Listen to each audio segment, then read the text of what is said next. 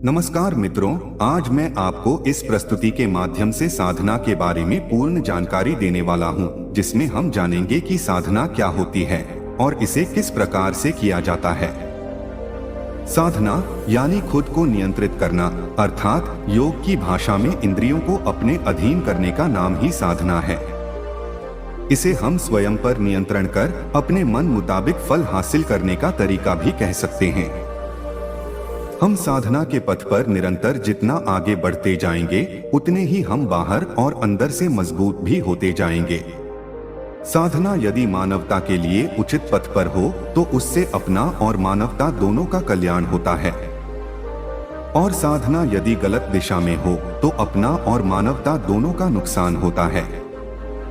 इसलिए गीता और चारों वेदों में मनुष्य को श्रेष्ठ साधक बनने की प्रेरणा दी गई है। संसार में जितने भी महापुरुष या ईश्वरीय गुणों से भरपूर तपस्वी जन रहे हैं, वे सभी एक श्रेष्ठ साधक भी रहे हैं। साधना धर्म, अर्थ, काम और मोक्ष का आधार है तथा परमात्मा से साक्षात्कार हो, समाज सुधार हो, साहित्य सृजन हो या फिर समाज को बेहतर रास्ते पर ले चलने का संकल्प हो, ये सभी कार्य साधना से ही पूरे होते हैं। वेदों में साधना के 4 स्तर बताए गए हैं: आध्यात्मिक साधना, ध्यान साधना, स्तुति साधना और मूर्ति पूजा। इन्हीं साधनों के माध्यम से हम कई प्रकार की सिद्धियों को प्राप्त करते हैं। तो चलिए एक एक करके साधना के सभी स्तरों को जानते हैं। पहले स्तर आध्यात्मिक साधना का मतलब है कि व्यक्ति को अपने जीवन में ऐसे परिवर्तन लाना है जिससे वह संपूर्ण सत्य को जान सके और ईश्वर के तुल्य बनने में समर्थ हो सके। आध्यात्मिक साधना का मूल उद्देश्य यह है कि व्यक्ति का संपूर्ण शरीर या हर एक अंग ईश्वर को प्राप्त करे या उसके तुल्य हो जाए। आध्यात्मिक साधना के 3 मार्ग होते हैं: ज्ञान मार्ग, कर्म मार्ग और भक्ति मार्ग। जब मनुष्य सांसारिक जीवन के मोह माया में फंस जाता है और उसे यह ज्ञात नहीं होता है कि वह ईश्वर की सत्ता का केवल एक अंश मात्र है, तब वह इस अज्ञानतावश माया मोह के बंधन में बंध जाता है। इन सब से छुटकारा पाना ही आध्यात्मिक साधना का ज्ञान मार्ग है। आध्यात्मिक साधना के ज्ञान मार्ग में व्यक्ति को ईश्वर की सत्ता का ज्ञान प्राप्त होता है, जिससे उसके विभिन्न प्रकार की इच्छाओं का त्याग हो जाता है और वह अपने मन से सांसारिक जीवन से उठकर ईश्वर की शरण में चला जाता है, जिससे संसार की सभी वस्तुएं तुच्छ लगने लगती हैं। दूसरा स्तर कर्म मार्ग में व्यक्ति को साधना के माध्यम से शरीर के द्वारा सभी प्रकार की अवस्थाओं में उचित कर्म करते रहना जरूरी है। साधना के मार्ग में उचित कर्म और आचरण इसलिए आवश्यक होता है क्योंकि व्यक्ति कितना भी ज्ञानी क्यों न हो, यदि वह उचित कर्म नहीं करता है तो उसका ज्ञान व्यर्थ है। तीसरा स्तर भक्ति मार्ग एक प्रेम का मार्ग है, जिसमें बड़े बड़े ज्ञानी संतों ने सांसारिक वस्तुओं को त्याग कर केवल ईश्वर से प्रेम किया है, क्योंकि प्रेम ही संसार का सबसे बड़ा सार होता है, जिसके माध्यम से व्यक्ति सीधे ईश्वर से जुड़ पाता है। साधना का दूसरा स्तर है ध्यान साधना। इस साधना का तात्पर्य है कि व्यक्ति अपनी मनोदशा को पूर्ण रूप से एकाग्र कर लेता है, अर्थात जब वह अपने मन को पूर्ण रूप से नियंत्रित कर लेता है तो उसकी सभी मनोदशाएं पूर्ण हो जाती हैं। ध्यान साधना के अंतर्गत हम ध्यान तब तक करते रहते हैं जब तक हम पूरी तरह से वैसा करने में सक्षम नहीं हो जाते जैसा हम चाहते हैं। ध्यान साधना एक ऐसी युक्ति है जो संपूर्ण व्यक्तित्व का विकास करती है, जिससे हम संपूर्ण मन की शांति प्राप्त करते हैं। मूलतः ध्यान साधना को 4 भागों में बांटा गया है: पहला देखना, दूसरा सुनना, तीसरा श्वास लेना और चौथा आंखें बंद करके तथा मौन होकर सोच पर ध्यान देना। देखने को दृष्टा या साक्षी ध्यान, सुनने को श्रवण ध्यान, श्वास लेने को प्राणायाम ध्यान और आंखें बंद कर सोच पर ध्यान देने को भ्रिकुटी ध्यान कहा गया है। साधना का तीसरा स्तर है स्तुति साधना। इस साधना में भक्तों द्वारा अपने इष्ट देव का गुणगान किया जाता है। इसमें हम अपने ईश्वर का स्वरूप, उनकी महिमा तथा उनकी शक्तियों के विषय में गुणगान करते हैं और निरंतर आस्था रखकर उनको पाने का प्रयास करते रहते हैं। साधना का चौथा स्तर है मूर्ति पूजा। इस साधना में साधक सिद्धि प्राप्त करने के लिए भगवान की मूर्ति को दिन रात पूजा करता है और अपनी मनोकामनाओं को पूर्ण करने के लिए भगवान से प्रार्थना करता है।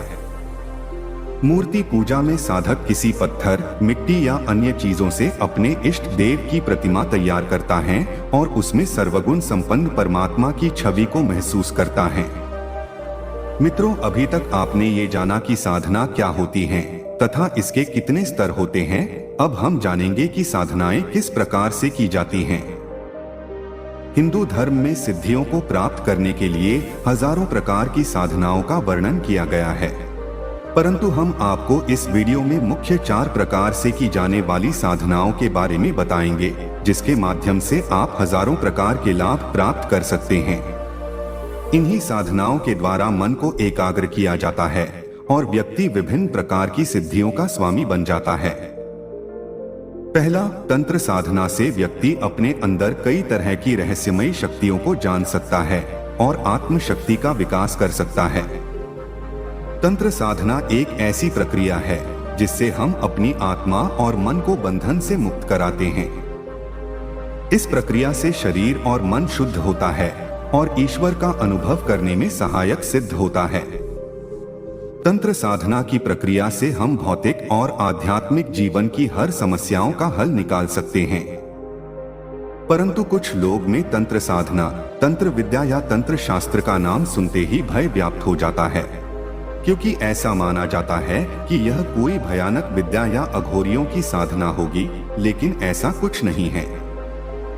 अघोर साधना अलग होती है और तंत्र साधना अलग होती है, क्योंकि तंत्र, मंत्र और यंत्र में तंत्र को सबसे पहले रखा गया है। तंत्र एक ऐसी विद्या है जो हिंदू धर्म के साथ साथ बौद्ध और जैन धर्म में भी इसका बहुत प्रचलन है। तंत्र साधना करने के लिए सबसे पहले आप इससे संबंधित किताबों का अध्ययन करें। संभवतः यह आपको हिंदू धर्म के सन्यासी समाज के मुख्य 13 अखाड़ों के सन्यासियों से मिल जाएंगे। इसके बाद किसी योग्य तंत्र साधक की तलाश करें और जब आपको कोई योग्य साधक मिल जाए तो उसके पास रहकर ही इस साधना को सीखें और करें, क्योंकि यदि आप सिर्फ 4 किताबें पढ़कर इस साधना को करेंगे तो आपको बुरा परिणाम भी मिल सकता है। यदि आपका उद्देश्य इस साधना के माध्यम से किसी का नुकसान करना है, तब भी आप इसे बिल्कुल ना करें, क्योंकि इसके परिणाम भी आपको ही भुगतने पड़ सकते हैं। चलिए अब मंत्र साधना के बारे में जानते हैं। यह एक ऐसी साधना है जिसके द्वारा हम सांसारिक बाधाओं को तोड़कर आध्यात्मिकता की ओर बढ़ते हैं, जिससे हमारी जीवन की सारी समस्याएं समाप्त हो जाती हैं। मंत्रों का जाप करके अपने अंदर के समस्त विकारों को निकाल देते हैं, जिससे मन और मस्तिष्क में एक नई ऊर्जा का संचार होता है। हिंदू धर्म में मंत्र जपने का बहुत बड़ा महत्व है, क्योंकि मन को एक तंत्र में लाना ही मंत्र कहलाता है। उदाहरणार्थ, यदि आपके मन में एक साथ हजारों विचार चल रहे हैं तो उन सभी को समाप्त करके मात्र एक विचार को स्थापित करना ही मंत्र का लक्ष्य होता है। यह लक्ष्य प्राप्त करने के बाद आपका दिमाग एक आयामी और सही दिशा में गति करने लगता है। मंत्र साधना में मंत्र से किसी देवी या देवता को साधा जाता है, मंत्र से किसी भूत या पिशाच को भी साधा जाता है और मंत्र से किसी यक्षिणी और यक्ष को भी साधा जाता है। मंत्र साधना भौतिक बाधाओं का आध्यात्मिक उपचार है। यदि आपके जीवन में किसी भी प्रकार की समस्या या बाधा है तो उस समस्या को मंत्र जाप के माध्यम से हल कर सकते हैं। मंत्र जाप के 3 भेद होते हैं: वाचिक जप, मानस जप और उपाशु जप। वाचिक जप में ऊंचे स्वर में स्पष्ट शब्दों में मंत्र का उच्चारण किया जाता है।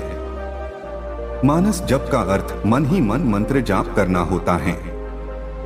उपांशु जप का अर्थ यह होता है कि मंत्र जाप करने वाले का जीभ या ओठ हिलते हुए दिखाई देता है, लेकिन आवाज सुनाई नहीं देती। इस तरह बिल्कुल धीमी गति में मंत्र जाप करना ही उपांशु जप कहलाता है। मंत्र साधना में विशेष ध्यान देने वाली बात है मंत्र का सही उच्चारण करना। दूसरी बात, जिस मंत्र का जाप अथवा अनुष्ठान करना है उसका अर्घ्य पहले से चढ़ाकर रखना चाहिए।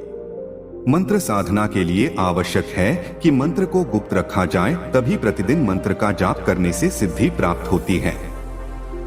किसी विशिष्ट सिद्धि के लिए सूर्य अथवा चंद्र ग्रहण के समय किसी भी नदी में खड़े होकर मंत्र जाप करना चाहिए, क्योंकि इसमें किया गया मंत्र जाप शीघ्र लाभदायक होता है। चलिए अब जानते हैं कि यंत्र साधना क्या होती है और इसे कैसे किया जाता है। जिस प्रकार मनुष्य के लिए घर की आवश्यकता होती है जिससे वे सुखपूर्वक रहते हैं, ठीक उसी प्रकार देवी देवताओं के रहने के लिए निवास हेतु उपयुक्त स्थान को यंत्र कहा गया है। यंत्रों का एक नाम देवनगर भी कहा गया है। यही कारण है कि इस लिपि के आधार पर बनी भाषा को देवनागरी कहा जाता है। इन देवनगरों में न केवल देवता बल्कि प्रत्येक देव के अधिदेव, प्रत्यधिदेवता, परिकर आदि भी विराजमान रहते हैं। अतः यंत्र केवल कुछ रेखाओं का विनोदात्मक जाल मात्र न होकर साक्षात देवताओं का आवास गृह है। इन्हीं यंत्रों से व्यक्ति को देवताओं की कृपा दृष्टि प्राप्त होती है, जिससे देवता प्रसन्न होकर सर्वस्व प्रदान करते हैं। इन यंत्रों के प्रभाव से सभी प्रकार की भौतिक सुख समृद्धि, ऐश्वर्य, नवग्रहों की शांति, विघ्न बाधाओं का नाश, शत्रु नाश तथा मृत्यु तुल्य कष्टों का निवारण प्राप्त किया जाता है। जैसे यदि किसी व्यक्ति को अपने जीवन में धन का अभाव है तो वह श्री यंत्र स्थापित कर उसकी पूजा अर्चना के द्वारा अपने लक्ष्य को शीघ्र ही प्राप्त कर सकता है। हमारे शास्त्रों में भिन्न भिन्न यंत्रों का उल्लेख है, जिससे व्यक्ति किसी एक यंत्र पर ध्यान केंद्रित करते हुए संपूर्ण ब्रह्मांड के विस्तार को अनुभव कर सकता है। जब व्यक्ति पूर्ण रूप से उसी में लिप्त हो जाता है, तब उसे ब्रह्मांड और स्वयं में अर्थात लोक परलोक या लौकिक पारलौकिक में कोई अंतर नहीं दिखाई देता। यंत्र मुख्य रूप से 4 प्रकार के होते हैं, जिसे रेखा प्रधान, संख्या प्रधान, आकृति प्रधान, बीजाक्षर प्रधान कहा गया है। यंत्र साधना के लिए कुछ जरूरी नियम बनाए गए हैं, जिसमें सबसे पहले तो प्राण प्रतिष्ठित यंत्र की ही पूजा की जाती है। यह किसी भी मंदिर, योग्य और सिद्ध ब्राह्मण, ज्योतिष या तंत्र विशेषज्ञ से प्राप्त कर सकते हैं। यंत्र साधना के लिए सबसे उत्तम दिन शुक्रवार को माना जाता है। इस दिन सुबह स्नान कर एक थाली में लाल कपड़ा रखें और यंत्र को स्थापित करें। यंत्र के सामने लक्ष्मी मंत्र, श्री सूक्त या दुर्गा सप्तशती से देवी के किसी भी श्लोक का पाठ करें। इस तरह यंत्र साधना करने से आप अनेकों प्रकार के लाभ प्राप्त कर सकते हैं। अभी तक आपने तंत्र, मंत्र और यंत्र साधना के बारे में जाना। अब हम जानेंगे कि योग साधना क्या होती है और इसे किस प्रकार से किया जाता है। योग साधना एक ऐसी साधना है जिसको पूर्ण रूप से संयमित होकर करने से विभिन्न प्रकार के सत्यता का ज्ञान होता है और हम आत्मज्ञ बनते हैं। यह साधना जीवन को सुख, शांति और आनंदित करती है तथा यह आत्मा और परमात्मा से मिलन कराने का एक माध्यम भी होता है। योग साधना मनुष्य जीवन के लिए बहुत महत्वपूर्ण माना गया है, क्योंकि योग से ही हमारा शरीर स्वस्थ और निरोगी रहता है, जिससे पूरे शरीर में नई ऊर्जा का संचार होता रहता है।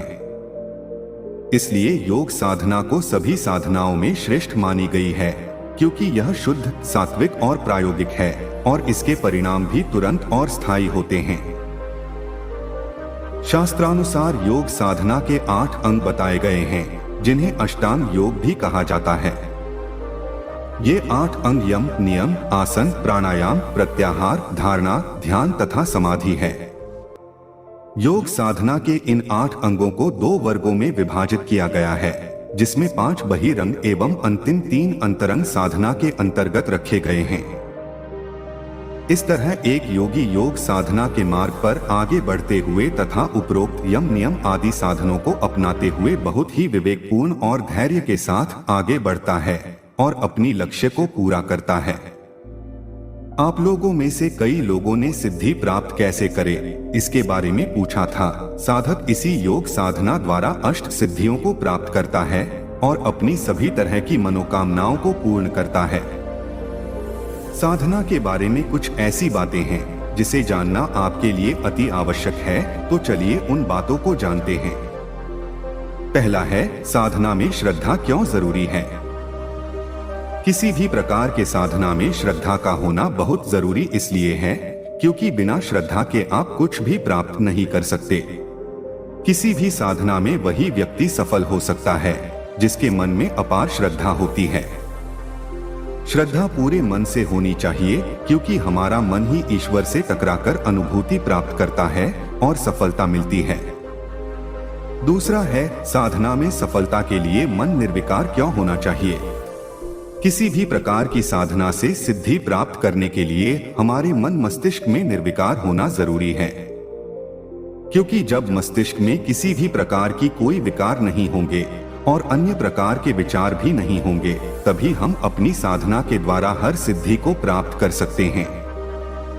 यदि हमारा मन निर्विकार नहीं होगा तो हमारे ऊपर कई प्रकार के विचार आघात करेंगे, जिसके फलस्वरूप हम भी सामान्य बने रहेंगे। यदि किसी भी प्रकार के मंत्र को प्रभावित करना चाहते हैं तो मन का निर्विकार होना आवश्यक है, तभी हम मंत्र पर प्रभाव डालने में समर्थ हो पाएंगे। तीसरा है, साधारण बने और अपने पर गर्व बिल्कुल ना करें। किसी भी व्यक्ति के जीवन में सबसे बड़ा शत्रु उसका घमंड होता है, क्योंकि घमंड आदमी को निर्बल बना देता है।